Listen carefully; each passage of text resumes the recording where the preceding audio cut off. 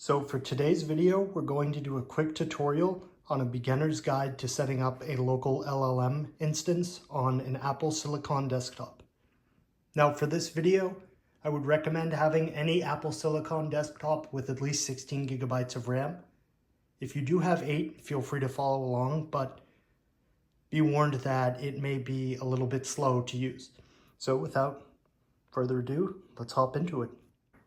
So for today's video, we're going to be using Jan.AI, which is an open source local LLM application that allows a relatively easy and accessible as well as aesthetically pleasing interface to get our feet wet with a local LLM. So our first step is simply going to be to go to Jan.AI. Now, quickly before I do this, I always like to talk a bit about the security considerations of whatever software we're going to be downloading, especially if I am suggesting something. I want to be completely transparent in anything that I have noticed about their privacy policy. So first and foremost, it says Jan runs with privacy by default and is 100% offline on your own computer. Conversation data, history, usage logs, etc. are stored locally. However, I want to just point this part out. Jan uses Umami, I don't know how to pronounce that, for analytics, which does report your OS and device characteristics and your IP address. Now, these are relatively regular things that get collected by pretty much any website or things like that. However, I do feel it is relevant to mention this if I am suggesting any specific software. Now, assuming that we're okay with that, which personally for now I am, I'm going to go ahead and click Download Jan for PC. And being that this is a macOS Silicon specific video, I'm going to go ahead and select Apple Silicon. This is going to open the application in Disk Image Mounter, which is the way that we can install applications in macOS. And to install Jan, we simply drag it to the Applications folder. And upon the completion of that, which we can assume is likely done now, we're going to go to Applications and we will see Jan. So we're going to open this for the first time. And if we want to open it, we select yes. And we are met with our first visitation with Jan. I don't know why I said visitation. You know what I mean. First time seeing it. So we don't have a model on our machine as we're going to need to download one. So Jan tells us to simply explore the hub. And the hub is, if we click that, we'll be brought there, but it is also up here in this left menu bar. So we will do this. And here we're met with a few different model types, which you may have heard of, such as Mistral, Llama 3, CodeStroll, Llama, Claude. So there are a lot of very cool options here. Now, quickly, to go recommend something, this is a 16 gigabyte of RAM machine with the M3 processor, and as of the publication date of this video, this is the newest version of macOS Sonoma 14.5. Now, if you have a 16 gig machine, as I do, it is okay to just kind of pull one of these. So as this one is relatively popular in the local LLM space, we're going to use Llama 3 8B Q4. So to do this, all we do is go over here to the blue download button and click it, which will begin a download. And depending on your network speed, etc., it may take a slight bit of time, as this is going to go ahead and download about 4.6 gigabytes worth of things. Not things, but files.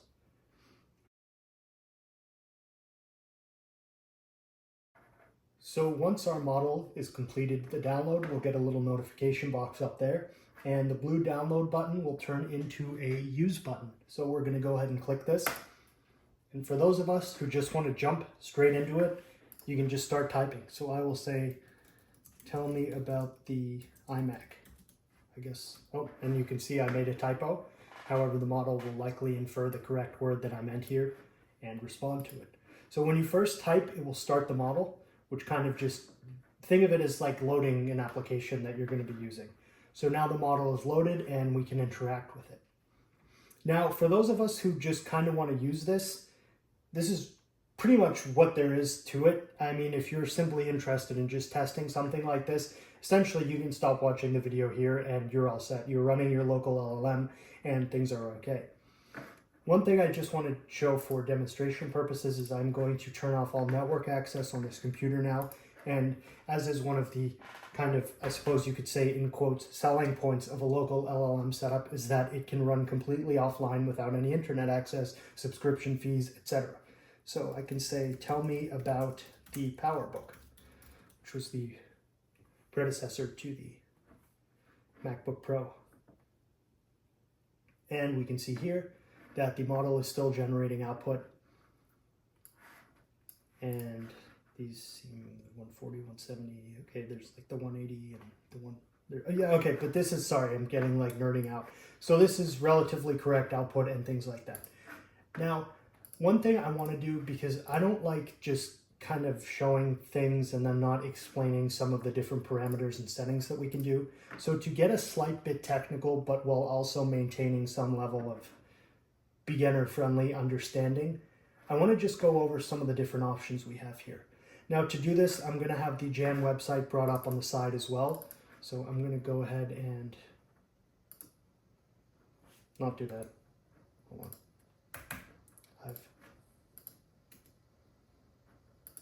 I've messed this up. There we go. I apologize for that.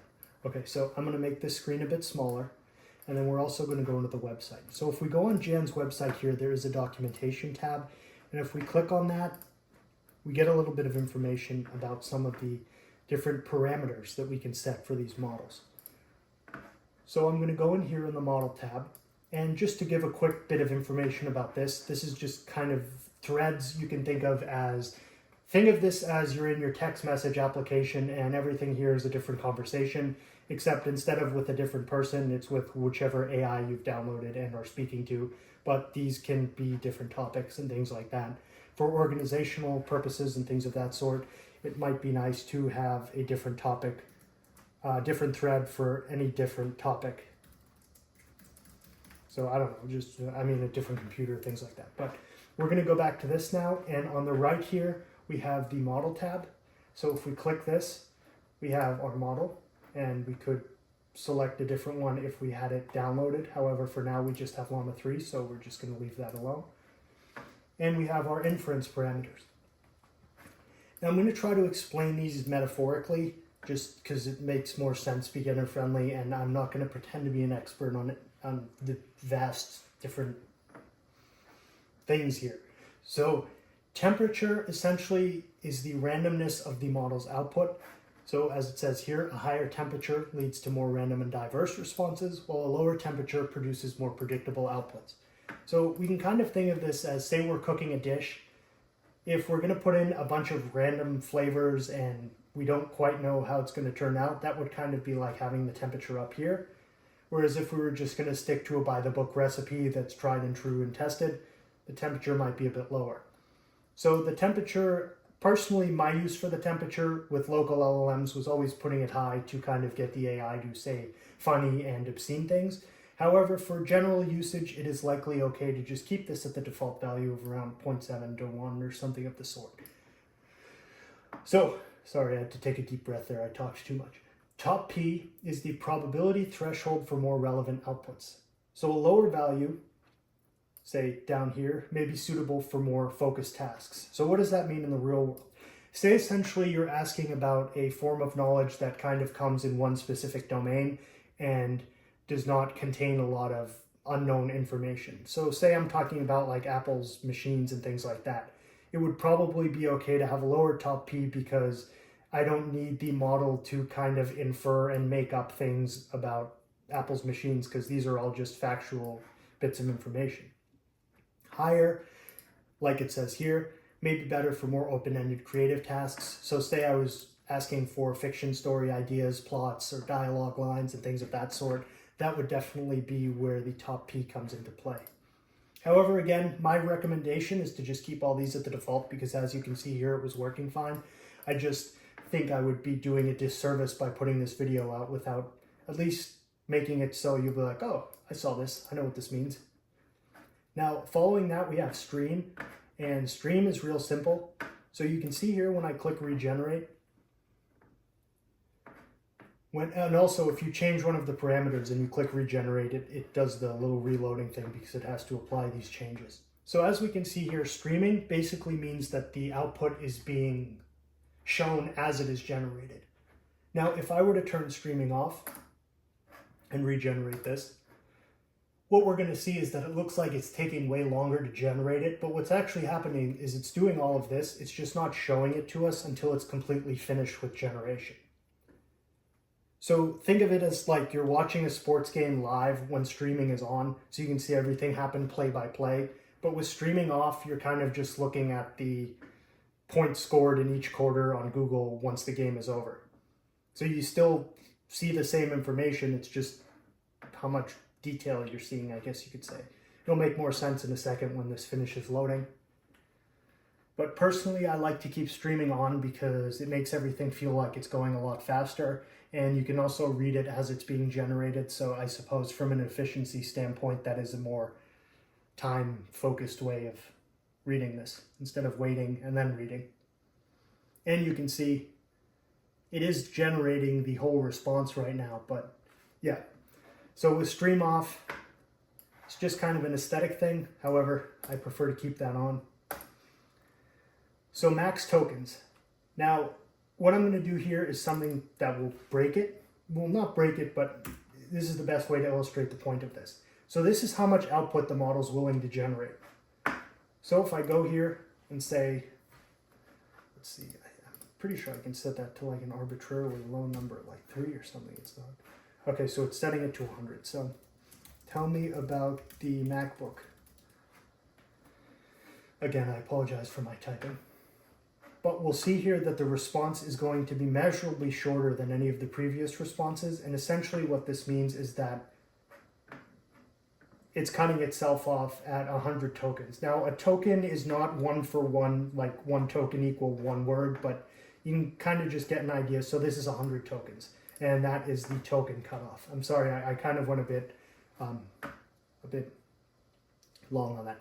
So stop sequence, right, is just don't touch this. Essentially, it's how the model knows when to stop in its own kind of way. You can like custom define specific ways to make it stop. However, that is definitely outside the scope of this video. So my recommendation here, and what I personally do, is I don't touch these. Now, moving down, sorry, I'll go a little quicker, is the likelihood that it's going to repeat itself or something like that. So increased penalty would mean that I don't want this model to repeat the same phrases or words or something like that. So again, and as it says here on the Jan documentation, increase it to avoid repetition, scenarios where varied language is preferred, such as creative writing or content generation. However, the default of this is 0, and personally, I've been fine with that. I don't generally touch this myself, but it's just good to know.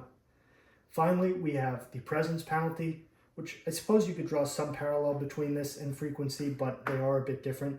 So a higher penalty, which would mean the number would be higher here, so something like that, should be for tasks requiring high novelty and variety, such as brainstorming or idea sessions. So kind of like you could say encouraging someone to bring up new topics if you're having a discussion with them versus just sticking to the same general topics.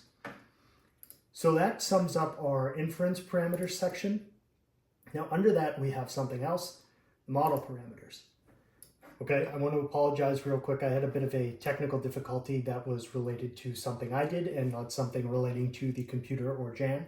So now we're going to continue where we left off, which was switching into the model parameters tab here.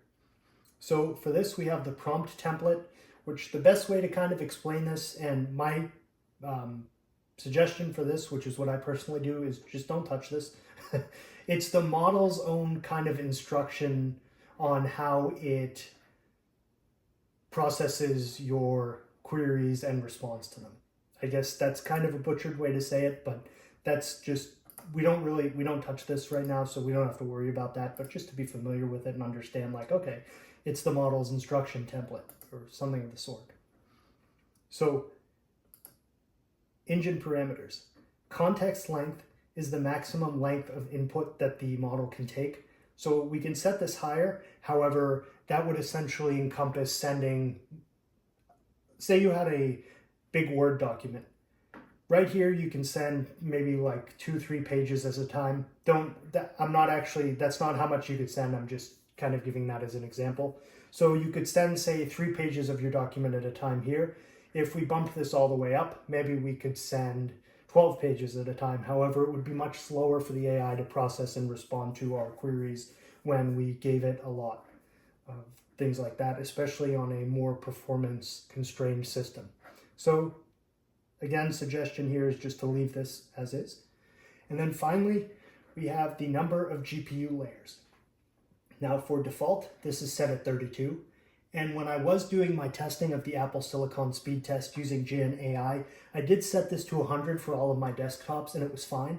However, I do find on this specific machine that the speed differential between leaving it at 32 and boosting it all the way up is not a huge amount.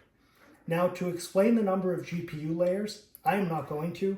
I have found, I think, what is the best relevant explanation that I'm going to find to give you. But essentially, the calculations can be done on the CPU or the GPU. Now the thing is, the calculations involve multiple layers of the model, which are fairly simple. However, they're happening sequentially, which a CPU is not necessarily the best thing to be able to synthesize and process. Now a GPU can process things sequentially and in parallel.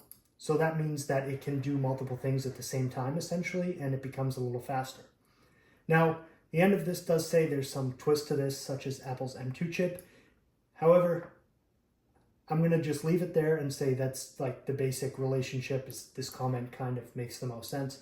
There was one other comment in answering the same general question here, and it just said, basically, just push them as high as you can, and then if it breaks, back it down till it starts working again, which is, I mean, for our purposes as beginners playing with LLMs on our local machine, don't worry about this. Just leave it, assuming that it works. And then, yeah, just have a bit of understanding, I guess. Like, okay, basically I just want to make a video where if you do happen to click on one of these, you are at least familiar with all of these. Because that's how I like to be when I'm using something myself. I really don't like using software and not understanding certain parts of it, even if it's just a very surface level understanding. Now that I've rambled on, the final thing I'm going to go over here is the Assistant tab. So for our instructions here, this is where we can kind of have some fun and define a persona for our model, which is likely very high on the list of why people want to play with these. So let's think of something funny. You are an angry AI who hates PCs. I don't know. I mean, I'm bad at like coming up with funny stuff on the fly. But we're just gonna, so we have that. I'll say, hey, what's up? As I'm speaking to the AI as a person. And you can see that the AI responds in keeping with the persona that is applied to it here. So if I were to do something else, and again, being that this is a local LLM, it is absolutely possible to kind of go a little NSFW with this, which I'm not going to do right now for this video, but please feel free to do that on your own because it can be pretty funny. A very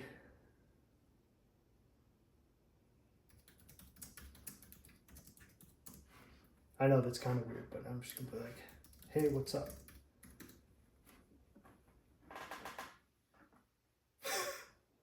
So yeah, basically you see what happens here and it defines the persona. You can put anything here. Some models may refuse to answer certain things, like Llama 3 could say as an AI, like I'm not able to assist with harmful content, whatever, but there's jailbreaks and stuff. You can Google those. So essentially, that's pretty much it for this video. You can change the appearance. So if we want, ooh, I like that. I do like my blues, but now I'm kind of just rambling on. The video's over.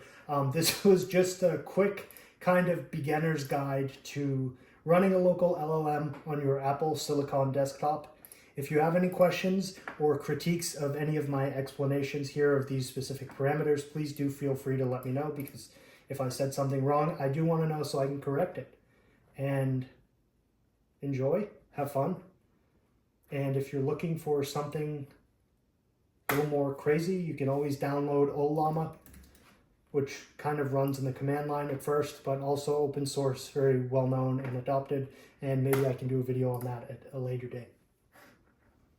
Just real quick, as I'm editing this, I realized I neglected to add one thing, which was in the bottom here, the system monitor in Jan.AI. And if you click on this, it just shows you your memory utilization as well as your CPU utilization. So I just wanted to throw that in there as I realized I had neglected. So that just comes in if you click system monitor.